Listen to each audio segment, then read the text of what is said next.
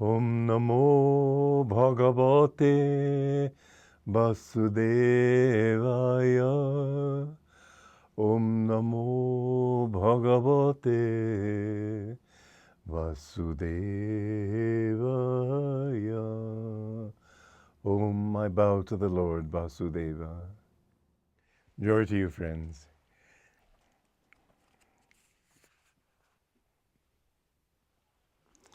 Krishna is saying to Arjuna, if you are killed in battle, you will attain heaven. If you win this war, you will obtain earthly glory. Arise, therefore, O son of Kunti, Arjuna, determined to fight. The truth is that even in worldly battle, those who die for a good cause, if they are willing to give up their body, they don't die with fear, they don't die with anger and hatred. Sometimes in boot camp they try to get you to hate the enemy. They're just human beings like you. There's no call for hate. And you don't need hate to do your duty as a soldier. A soldier has to kill. He doesn't have to kill with anger. In fact, he will have a lot more concentration if he doesn't have anger. Those who are good fencers will try to make their opponents angry sometimes, knowing that they will make mistakes if they get angry. You have to be very calm inside, and then you can master your war, your struggle. And if you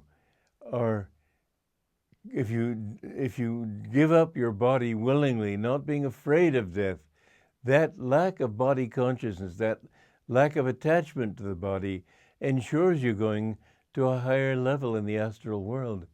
Because everybody who dies in this world, usually human beings die with some regret, some attachment, some thought, oh, I'm leaving my poor body behind. It may be old, it may be crippled, it may be feeble, it may be sick, it may be all sorts of things, but it's still my body. But it's not your body. And if you die with that thought, you'll just have to make another one and another one. And the person who says, no, I don't need this body, I'm going to die for the truth, they automatically will go to a higher heaven. This is why the American Indians used to talk of the happy hunting grounds. When I was 14, I was writing a novel called that, a very interesting theme, which I can't go into now. But that happy hunting ground of the higher astral spheres, not the highest by any means, those come with true freedom. But remember, the higher the sphere, the more the bliss, the more the beauty, the more everything works for you. And the lower the sphere, the less the light, the greater the darkness. That movie, What Dreams May Come, people are also roaming about, hardly aware of what's going on. I wouldn't call that heaven at all. And then there are the darker spheres of people who have committed suicide. There are still darker and darker spheres. But remember, it's all the darkness is all in your own mind.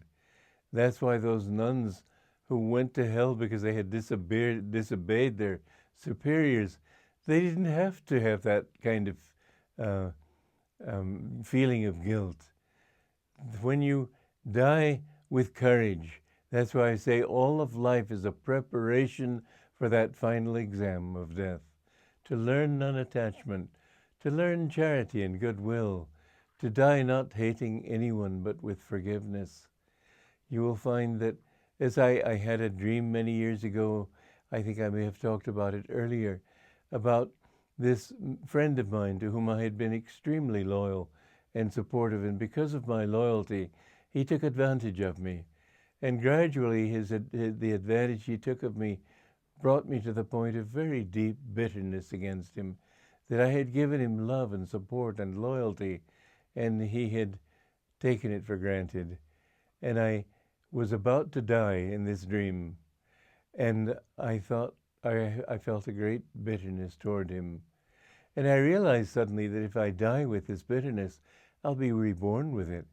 And I'll be reborn in a position where I will be able to treat him that way. And he will have to suffer from my mistreatment and contempt. And then I'll have to go through the same thing again. And he'll have to go like waves on a pond or ripples on a pond going back and forth until finally they die down and it becomes just a clear pond again. Well, these are truths. And I remember that in my dream I was thinking, why should I waste so many lifetimes? I forgive now. And in that feeling of forgiveness, I woke up and I felt so happy. Forgive everybody. For your own sake, forgive. Because everything finally has to be for your own sake. You must be generous to other people for your sake. Because that expands your ego. Yes, you make them happy. That's very nice. But the most important thing is that it blesses you. It expands your sense of self-identity to include their self-identity. And the less you have of ego, the more you have of God. The less you have of the thought that I have to keep feeding this individual consciousness, the more you have the ability to tune in to be a channel for the great bliss of the infinite. And believe me, the more you live that way, the more bliss you feel. And it becomes very hard to control sometimes, difficult not to weep with joy. But when you live in the right way, remember, you will go when you die to the right place. And if you don't, then the levels of darkness that you create around yourself, it's not that God created hell, you create that hell. And you do go to places where other people who have created that hell live also. But nothing is permanent. You may be in the lowest hell, you can't stay there forever. There's this story that Master told about a woman who was very selfish and cheating everybody and doing everything she could, but one time somebody gave her a carrot, or she stole a carrot, and she bit into it and found that there was a worm there, so she gave the carrot away. When she died, she went to hell, of course, and she was just ranting and raving like she'd been on the earth plane. And she said, "I don't belong here. Get me out of here. What are you doing keeping me here?" And they showed her book of life. It was pages after pages with writing in between the lines, in the margins and everything, all the wrong things she had done. There's got to be something good. So finally they looked at pages of blank sides on the good side, blank pages. And then finally they discovered that she had given this carrot to somebody because it had a worm in it. And they said, well, that's not much of a good deed, but at least it was something. So they materialized, the divine forces over there materialized a magic carrot for her. And they said, if you hang on to this, it will lift you. And so it is, if you hang on to any good deed you have done, any goodness in your nature, it will lift you.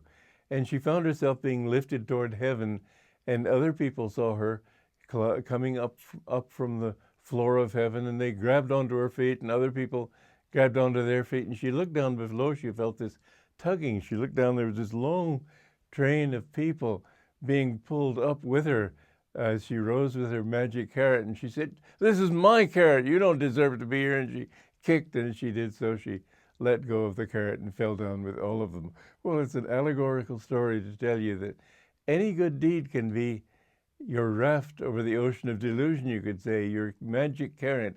But you must at the same time think of helping other people too. And any good deed, any goodness that you have, cling to that.